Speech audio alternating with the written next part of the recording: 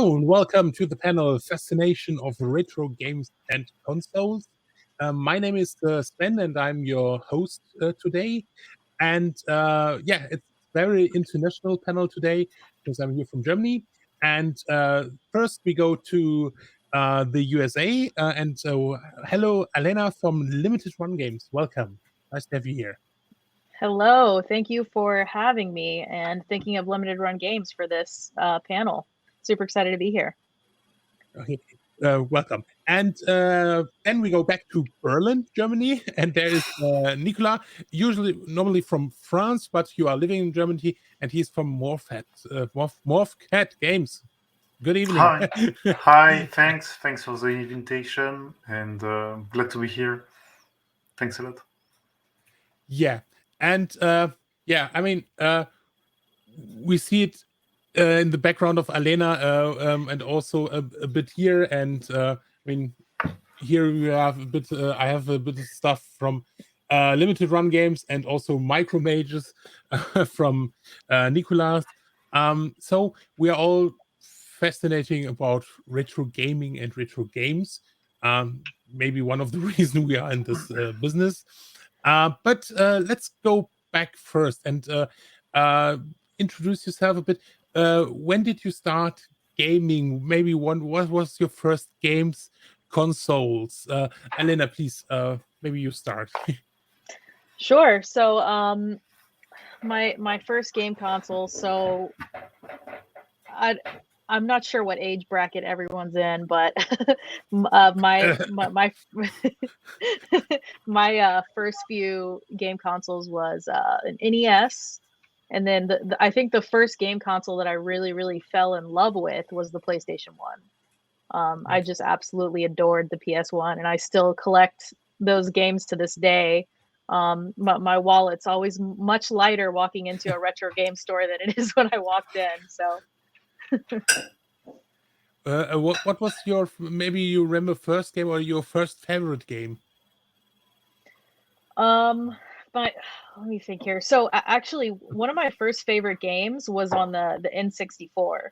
So it is Conker's Bad Fur Day. I don't know if you guys are familiar with that game.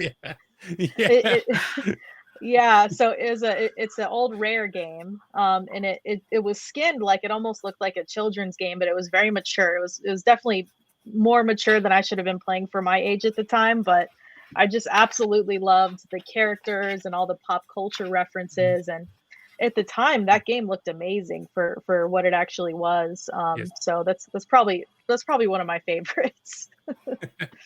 Yeah, it's also very fascinating that Rare is still one of the oldest video game companies still active. I mean, there was around in the mid 80s that they started under another name and then to Rare and but they're still there. That's very fascinating.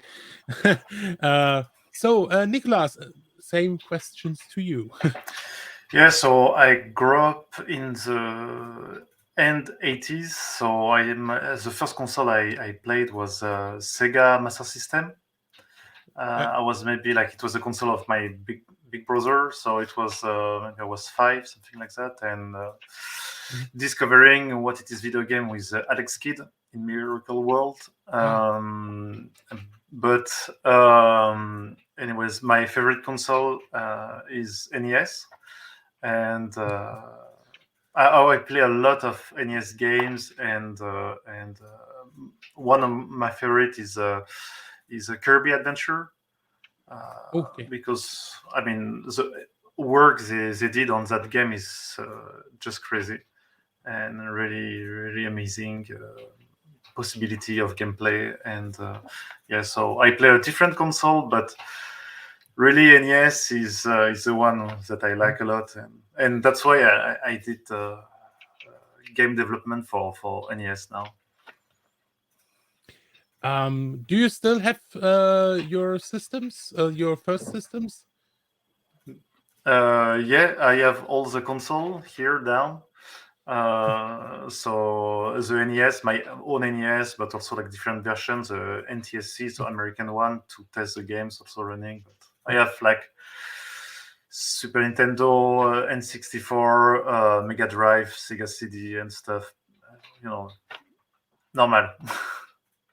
Very cool. I still have. Not only do I have all my consoles from when I was a kid, if they broke, I would repair them. So I actually just repaired my Game Boy Advance, and anything I didn't have when I was a kid, I bought later in life because I wanted to try it out, like a Genesis. I never had one of those, so I recently bought one, and yeah, I just think retro gaming is a blast, and all the cool mods that came out just years and years later. Like, who would have thought you'd be able to, solder on an HDMI onto your Dreamcast and get these like insanely HD visuals? Yeah, save your game every time you want. I would kill for that options back then. And today I say, oh, save and go back, save and go back, save and go back. So, so as you said, you're also buying systems.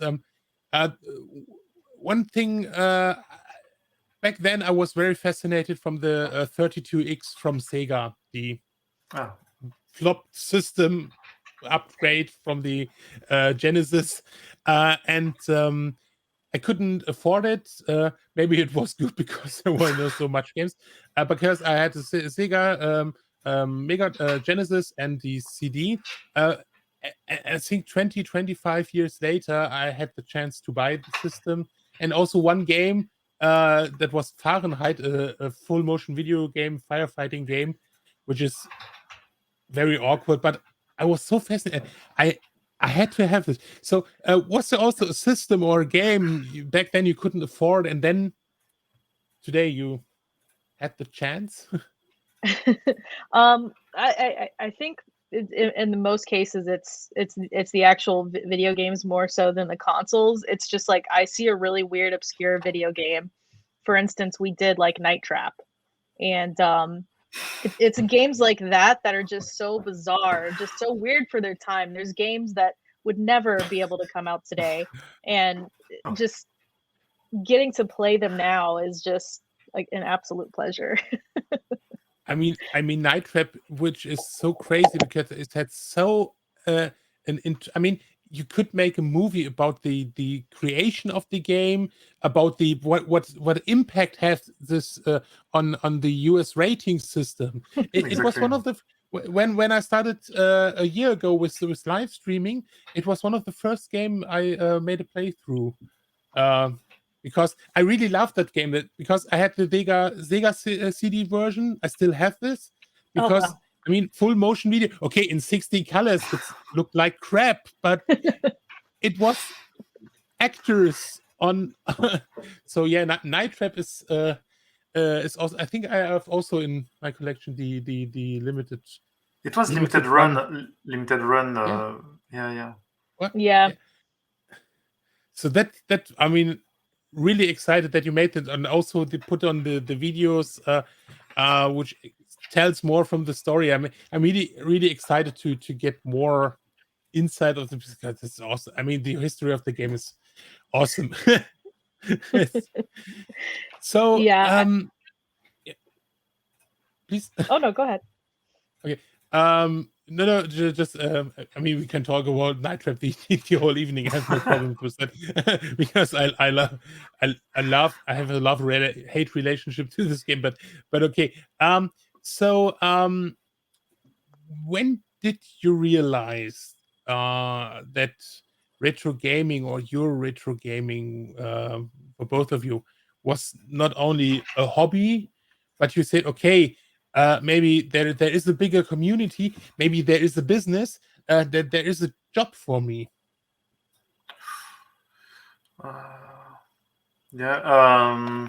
Complicated. I mean, on my side, on my side, it was like, even in the 90s, when my friend were going to PlayStation 2 or N64, I was still playing with NES. Okay. So it was like already some kind of retro at that time, because nobody wanted this kind of. But it was like too early to say it is retro gaming. But to see the potential, I discovered some good game on this NES or later games that proves that actually when you have a good gameplay, a good thing, doesn't matter the console, the game will still be good. And I understood that actually when I was young. Yeah. And then when I grew up, I was never like searching the last console. I was mostly like hanging around in Flowmarkt, looking for some like cartridge for Game Boy or stuff like that, and getting some consoles that I never had before, like Super Nintendo or whatever. And so I see progressively how the retro gaming from something obscure that it was garbage became progressively like some nostalgia feeling vibes that a lot of people will start to turn again into this old device they were using back in the days. And so it was like see the progression softly, and also the price going up because more people want to buy something, more it is expensive. And so I stopped to go to Flowmarkt because it was impossible to I mean, when you're a student, you need to eat or to buy games. So it was a decision to stay alive a little bit. And but I was very, very curious about how it was made, this game, and which programming language and how to create graphics, because I was more into art domain. So from art and graphics, graphic stuff, I learned all the thing about retro game, how it was built and stuff. And working on my free time, so I was making website, and the night and weekend I was developing game with my friend Julius Riquet, who is also at Morphcat Games. And then after the Kickstarter, it became a work, a full-time job. But it was never, really choice of studying that specifically. It was just like making something I liked. And finally, I see that it was possible to live from that. So I continue, and that's how I came to the retro gaming thing and make a living. Okay, cool. And Alena? Yeah, so I think there's a few reasons why Limited Run got into, both not only repressing retro games, because we do repress, NES games, Genesis games, Sega CD, to also bring those retro games to this modern era. I mean, part of it is certainly because everyone here is super into it. Like everyone in Limited Run loves retro games. And I know Josh Fanhurst and Douglas Bogart, our two founders, they would be looking up retro games that they wanted to play themselves. And they're so expensive because the market just drove the prices up so much that they couldn't like buy it, basically. So one good example of that is Shantae for Game Boy Color. Before we had repressed it, it was about $400 on eBay for one. And so we used our Carbon engine, which we developed in-house, to not only port it to Nintendo Switch, but to also repress those Game Boy Colors. And when I found out this fact, I was blown away. But we actually sold more Game Boy Color cartridges than they originally did when they first put it out. So if that doesn't tell you there that the demand is there, it's definitely there. Reseller hate that trick, yeah. Yeah. Okay, yeah, so, that's. Yep. Oh, I was gonna say, yeah. So there's certainly demand there, and we kind of picked that up because we were a part of the demand. It's like we wanted it too, so we're just in this unique position where we can make that happen. Yeah, it is cool. It is cool that you can reprint stuff and offer like old game another life, and that everyone can find it and buy it. I thought, because often the prices are getting so high, it is impossible. And plus the reseller or whatever, or extra hunt in Flowmarkt or whatever to resell after on eBay or whatever. It's such a crazy. It's become like something where people who have patient about like the old consoles. They want to play new games or play old games they never could find. Yep. Now get trouble because a lot of people want to make money from that in a bad way. So it is very cool that you can reprint and propose something like nice and cut the grass under the feet of the reseller. I mean, how do you select games? You said there was a game that is very expensive, but how do you select game? And maybe can you tell a bit about the way from the maybe you try to? Sometimes it's really hard to get to find the one who has the license. Maybe no one is also happens. No one is alive. No one knows where the license is.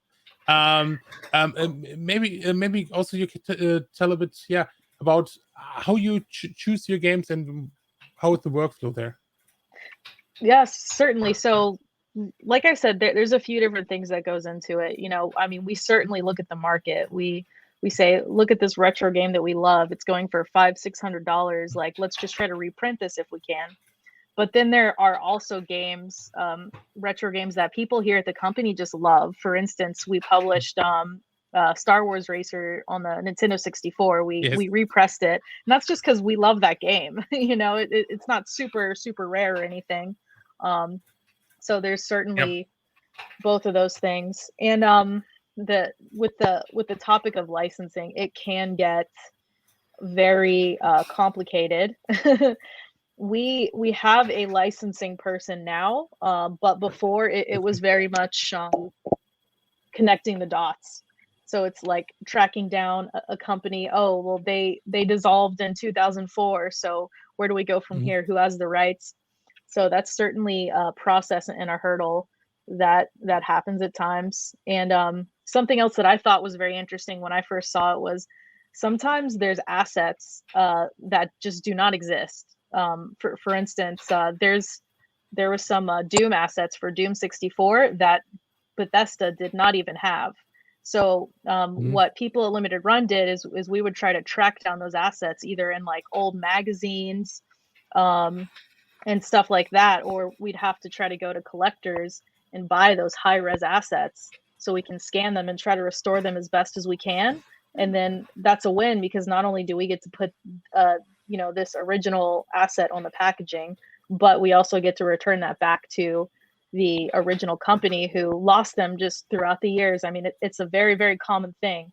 The games of that era, the companies just lost touch with those. So yeah, that's a lot. When I worked for CinemaWare, we had the same problem. There's really not much left about the company. It was assembled in 88, 89, and there's nothing more left. And there's Intertone, that's a German company that makes the only German console that was released in the beginning of the 80s. And today they make audio devices for your ears. The son of the founder is still active there, and they say, "Hey, sorry, we have destroyed everything." And he also said, "I'm so sad about this. This was really crazy, but we destroyed everything back then. So it's very hard to find stuff." Nicolas, when you said as you started developing games for the NES, when did you say, okay, maybe we could try to release this completely on a cartridge, not just as an emulation you can play, really as a classic NES version? Actually, it was the idea from the beginning. We wanted to make a little game. First, the project was like a 1 month project idea, just to test the water with Kickstarter and NES cartridge production, to make the box and manual. So from the beginning, Micromages was a test project for that, just to see how we can manage all this part of project. And the 1 month project became 3 years. of development, and then we could find solution to create all the thing, print in Germany, team up with someone in France for the cartridge and PCB, and so that our wish was this game need to run on NES, and a lot of people need to I mean they have to play it also on the hardware if they want, and for not a expensive price. So we are trying to reduce the cost everywhere, that everyone can afford to get one copy, because it was the main idea. It was like, okay, when we take some stuff on Kickstarter, we always look the price that it is not so expensive, and so we propose the same for other people, that they can have the experiences like back in the old time, like to put the cartridge in the NES, plug some controller, and play on TV and get fun. So yeah, it was this project was actually to start already to check how to make it physical. Mhm.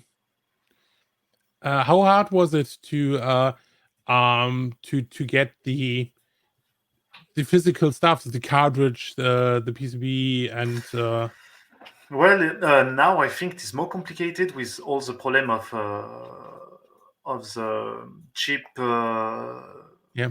like storage. I mean, the problem, but it is international problem. That, for electronic stuff, it is complicated right now.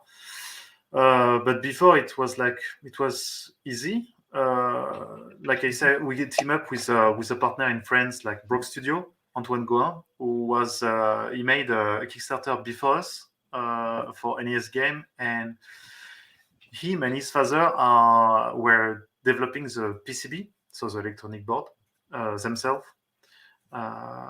So they have some experiences, and then they just like after designing all the stuff, they take the component, the other component that it is built, and then to put the PCB in the cartridge, and so yeah, it is like there is some different people who can make the cartridge plastic, the cartridge shell in America, or you have also in Asia people who still make it. So of course, Nintendo don't produce anymore. So it is Why? so you need to find different solution, and so for us was easiest. It was to team up with Antoine from Broke Studio to make this, and also print. Like I said, it was in Germany, but it was the easier. Because print, you can make it everywhere, it's not a problem. But to find a good cartridge shell with a nice texture, that it's look authentic, the details, and even the texture, because the NES have some like weird texture on the cartridge.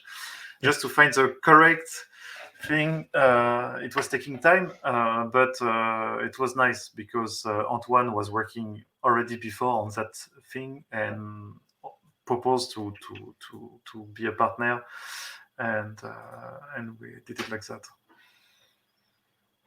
I just love that you're it's so authentic that you just know that you love the retro games. You're like, we have to get the texture right. It has to feel like it felt. Exactly. Yeah. I mean, you need when you play, like you find so much like fakes online, all the fake and stuff like that. Yeah. That when you have a cartridge, you know it is fake. You have it in the end. Even in Flormark, when you have it, it's not a real Game Boy game. I know, because here it is missing something, and that you if you play games a lot, you know all these details. Even the quality of the sticker or the carton. So we extra. I remember it was in Germany for the boxes. Normally the box now are like white inside, and we say no, it needs to be like brown. The inside carton needs to be brown like all time. And the guy in the print were like, what are you doing? Because this kind of thing was so cheap, and now nobody wants that anymore. And we say no, we need to reproduce like the quality of back in the day, and to find the same for the box and for everything. So it's Yeah. like really to analyze which type of paper, which type of ink and stuff. Yeah, that's great. Yeah, I think that's very important because I mean it's really if someone who buy an NES games today, I think it's very important because that you have this part of a community, then they are looking with okay, is it Exactly. real? Fits into it's to this. Because the It's size, like the size and all, yeah. they will check. They will check everything. And also, like, Yeah. when you buy a game, you will check also. Like, oh, I received something. I will open. It's like Christmas time, like you open, you check everything, the manual, you look the drawing, and all the detail can tell you if it is good or not, or it's feel like your old games. So even for the manual, the paper quality was very like we look for that, and we and because it was like a Kickstarter and it was going good, it was like we need to produce 4,000 cartridge, and we need to store it somewhere. So all these components need to be in some basement of Julius' parents in Potsdam, so outside of Berlin, and we needed to make the cartridge by ourselves. So to put this label on the cartridge by hand, every cartridge, and to pack everything. So we knew that when a cartridge is badly made, we put it on the side just for the sticker because there is a bubble, and it was like such a crazy work because it was all made by hand, and it's sometimes it's too much.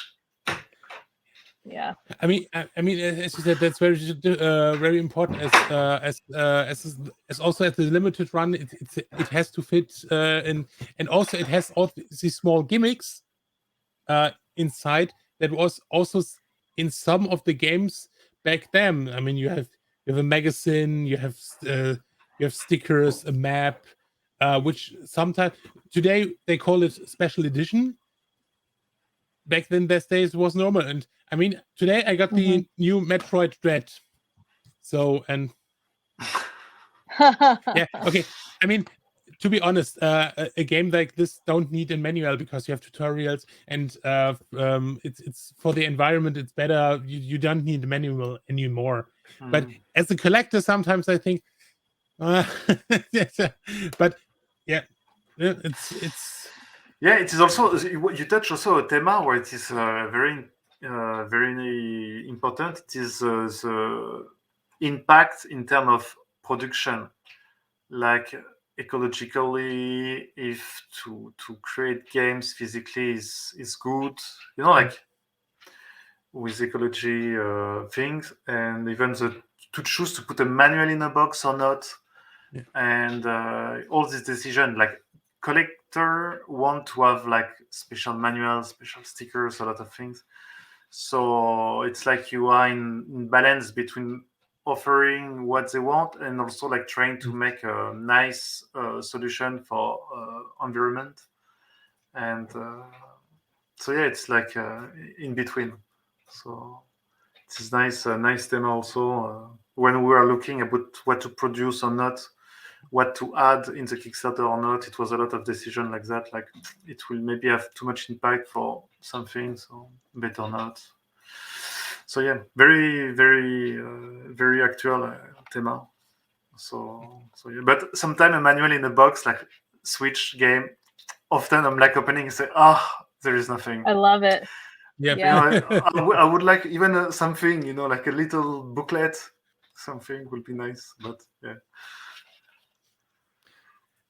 So Alena, yeah.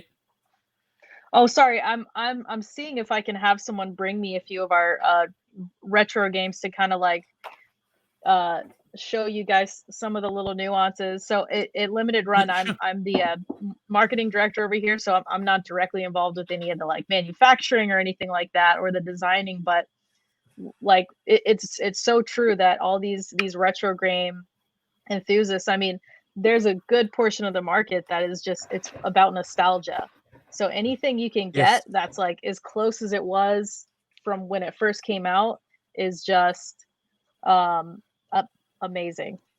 Like for instance, we would do these blister packs for PC games, and it's kind of how it was back in the day, right? You'd go to the store and you'd see the PC game on a disc in a pack, and yeah. You mean a pack? You mean the big box, like an old PC game? Is what you mean? Yeah, both. So we would do the big boxes, and then we would also do the packaging that you can hang on like a store shelf, kind of. Yeah.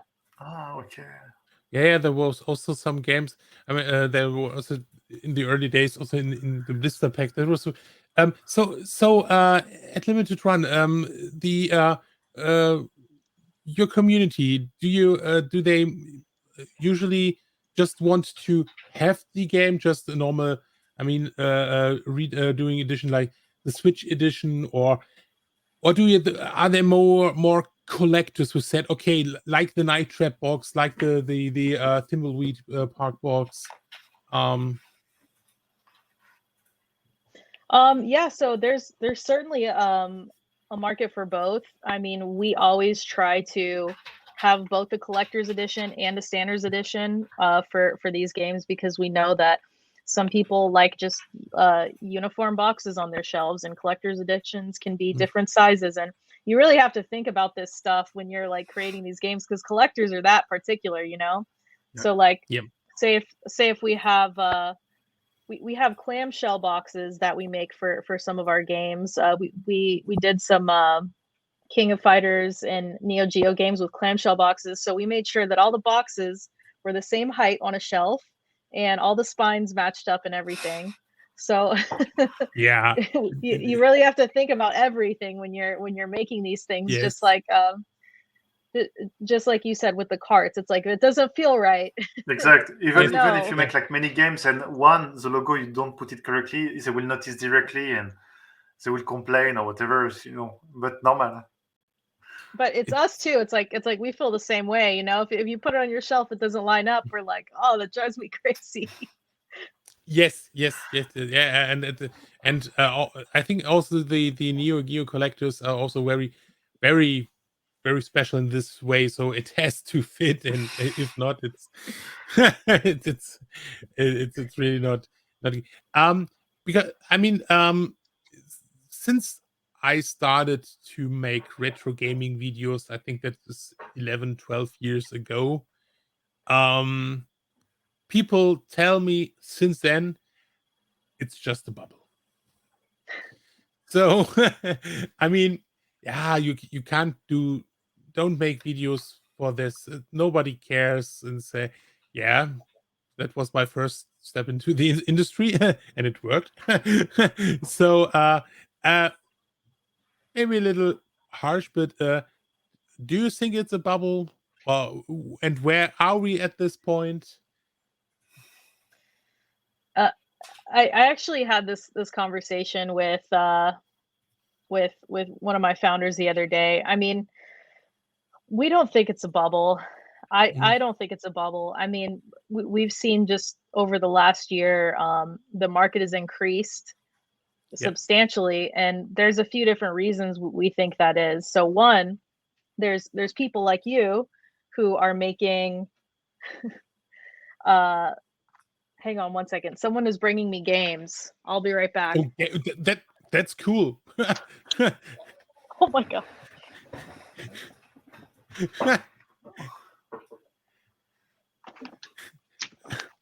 Retro games. Oh my god. Okay. Can I also get someone? Yeah, can I also get someone who bringing me games just in? Yeah, it will be a pleasure like that. All the limited run collection. Thank you. Yeah. But yeah, so we think one of these reasons is there are people like you making videos about these retro games, and there's this new generation of gamers who didn't grow up with these retro games, but they're fascinated by them, and they see like their favorite YouTuber or someone like Metal Jesus Rocks, who does all these like retro videos, and now they want to get their hands on it too. So you have these people trying to buy these games, and then you have people that are more in our generation who we grew up with them and we want them too. And then you have a third market, which is people who, like you said, treat it almost like an asset class. Like, oh man, if I buy this now, I'm going to be able to sell it for who knows what later. So for instance, I think it was Mario 64. Yeah, was just sealed for $1.5 million. Yeah, So, I think it's a scam. It's very. We know the story behind. Yeah. The story behind this. It's I think it's when more you a scam. scratch and you see what it is behind all this story with 1 million first Super Mario Bros. Or whatever. It's like people who sell to themselves or whatever to increase their own price and inflating the market. Yeah. Exactly. Yeah. Exactly. Yeah. I mean, really, we don't approve of that. To be open about it. Yeah, we're not all for that at all. But it's something that's happening, and people. It is happening. It is sadly it is happening. Yeah. It's like, but the thing it is with the bubble. I remember it was in 2010. People were already saying, "Oh, it is a bubble. The price is going high. It will explode, and then it will be nothing. It will cost nothing, like a €2 cartridge or whatever, like Super Nintendo." It didn't came like that. It's just developed, and more people are wishing to get old games or to discover. And also, like when we were showing our game in different like events before COVID, we were thinking always like, okay, the people who will play the NES game we present will be always like the same generation, and we discovered not at all. It was like often kids coming and enjoying NES game because just to have the controller, we have a simple setup. You have like few buttons and they can control something very fast on the screen. You have no loading, no text, nothing. So for the young generation, all games are actually good and they are attracted by them. They want to play. It's easy for them also. And so there is this part, and also the part of history, cultural history, that now there is exhibition about video games. There is few museums in the world. People start to work to archive correctly the video game because they don't want to repeat what happened with cinema, where we lost a lot of movies. So there is some people try to preserve it, to show it as a cultural, pop culture, but also part of art. And all in all, it's just growing. I mean, bad games, I think, will disappear. People will forget about them, but a good old game. Some bad game will be. Yeah. You can still remember because you suffer while playing. Don't you say Night Trap? Don't you say it? But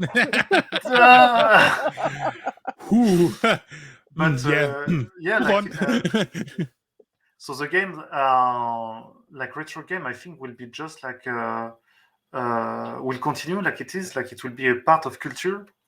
And some people, when they will find a cartridge, will say, "Oh, it is the first Mario," or something like that, and they will keep it even as an object, just because it is a cultural thing, I guess, in few years. I mean, maybe in decades, and so I think it is not a bubble will explode.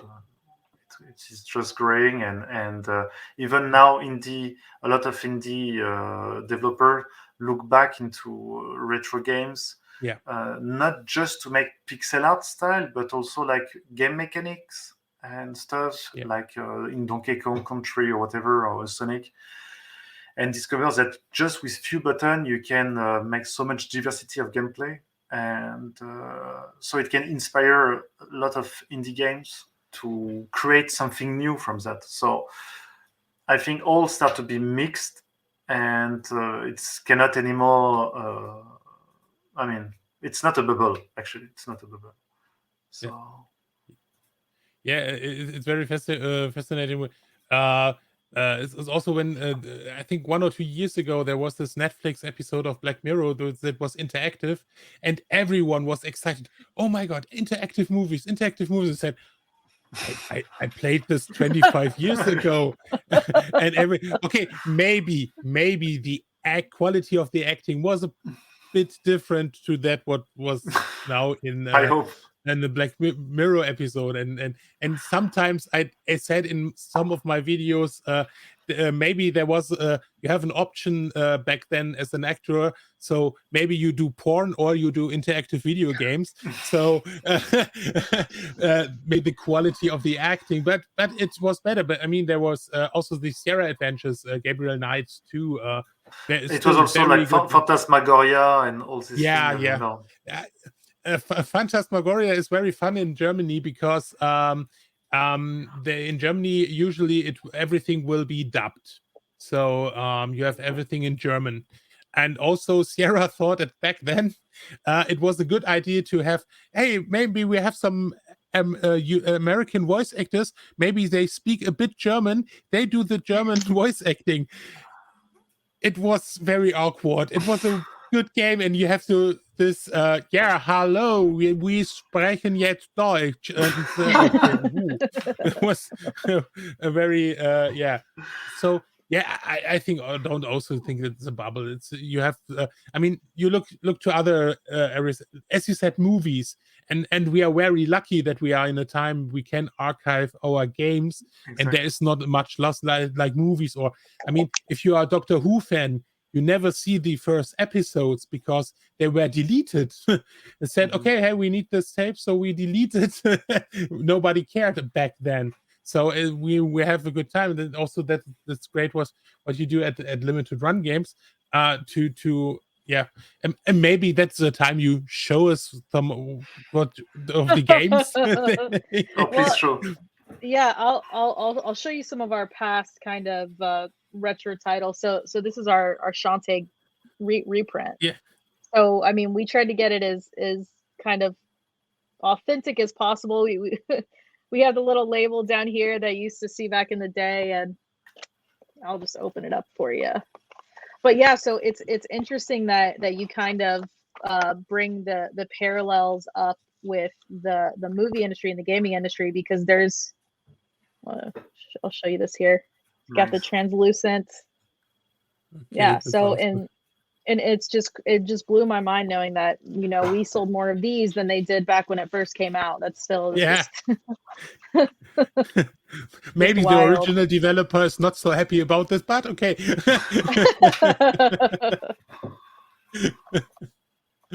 But yeah, so those parallels, so that's actually a big reason why Josh, our founder, wanted to create the Carbon engine. So for those of you that don't know, the Carbon engine is most layman terms as I can possibly put it, is a tool that helps developers port their retro games onto modern consoles, which is what we use to bring Shantae to Nintendo Switch. Okay. So we're actually allowing developers to use this tool for free. We're not charging them. And basically, if they do decide to do a physical version of that port on modern consoles, then we would be the ones to do it. And that's kind of where we make up our funding on that. Yeah. Smart. I see you light up over there. Yeah. No, it is nice. I will keep this in. Keep it in mind. Yeah. I will need to. Yeah, and one of the reasons Josh is very passionate about this is because his big thing is, well, the movie industry is very good about keeping their IPs alive, at least for the most part. Even older movies from the 80s, 90s, you can stream on Netflix, or you can rent online, but it's not the same way with the gaming industry. If there's an old game on the NES, like maybe it'll make it to virtual console, maybe it won't, and you won't be able to play it anywhere else. So he thought this was a big initiative to bring all those old retro consoles that came out that didn't hit the modern stores to help them come out now. So very cool. But this was not only the only game you have there. He's waiting to see the Tower of Game. Oh yeah. We have Monkey Island over here. I know you had Thimbleweed Park, so. But yeah, you can see the old like retro cases. It's really like the I was a really big fan of these Sega CD boxes back then, and I mean, really, it was not a to be honest, was not a great console, but but I love those boxes still, and so. And about the big box like that for Sega CD, because it is really unique format. Did you manufacture them, or there is some people who still produce this size? So to be honest with you, I'm not on the manufacturing side, so I don't know if I can speak to that. But I can, if you're very interested to know, I can put you in touch with them. But I will say, if there's someone who's not manufacturing a classic box like that, we will go out of our way to make sure that they get manufactured. And then you know we do old classic collector's editions like this. You can see a nice NES cartridge in there. Yes. Nice. And sometimes we'll do like different colors, and we'll produce several different colors of it. So yeah. Nice packaging and. Yeah, very nice packaging. We have more goodies in here always if you get a collector's edition. So yeah, I mean, we know that the collectors care a lot about the packaging, so you have to make you know. And the cool thing is like for collector edition you can add stuff, you know, that it will never finish in garbage. It will be on the shelf, people will keep it forever, and this is a nice thing. Yeah. The only thing that I think it's sad that it's not possible to put the original Nintendo logos out there or Sega. That I mean, I hate them a bit for that. I mean, they could say, hey, it's okay, it's fine, do your games. I mean, with Nintendo, it is very complicated because a lot of people, I remember, was asking for the seal of quality to appear. And also on my side, I was like making research with anyway how to get it in Japan, because you can forget it. You can forget it. Yes, it is impossible. All what it is touching old consoles, they don't work anymore with that. And if you put the seal or even the logo Nintendo, you can have a lot of trouble. But it is normal because it is their logo, their brand, and they didn't approve anything. So, I mean, in the homebrew scene, sometimes some people make like few bucks with the logo because they sell like 10 copies and nobody notices it, and they still put some logo. But normally, it's forbidden. I mean, I'm also in a it's called PlayStation Collectors Book Club, and there's a guy who produces for this club games that were never finished, or special versions of Resident Evil, Thrill Kill, and all the stuff. And there he put it in the boxes, and there's the logo on side, but it's only for this group, and there are boxes of 50, you can do it for yourself at home, you know. Yeah, and so but I can understand it a bit, and so maybe because we are now at the end of the panel, maybe we can make a look forward to the future. Maybe Nicolas, what is next for you? Another project? Yeah, of course, there is always new project. Something you will tell. What I can tell. Everything. So the thing is, we made Micromages for NES. We released the Famicom version this year, so it was the Famicom version with the cartridge and stuff. And we released also for celebrating the 10 years anniversary of Super Bad Puncher demo. So we create a little batch of Famicom cartridge, and then we take part of a lot of game jam stuff like that. So we released 2 games on itch.io, Bubble and Space Go, the 2 last years, and now we start to work on a big project, but I cannot tell. Because the first game we did was 40 kilobytes on NES. So to go to the roots of NES, like the first Super Mario Bros, like 40 kilobytes. And for the next project, we make more. So we'll see. We'll see how it will go, but I cannot tell more. And yeah, sorry.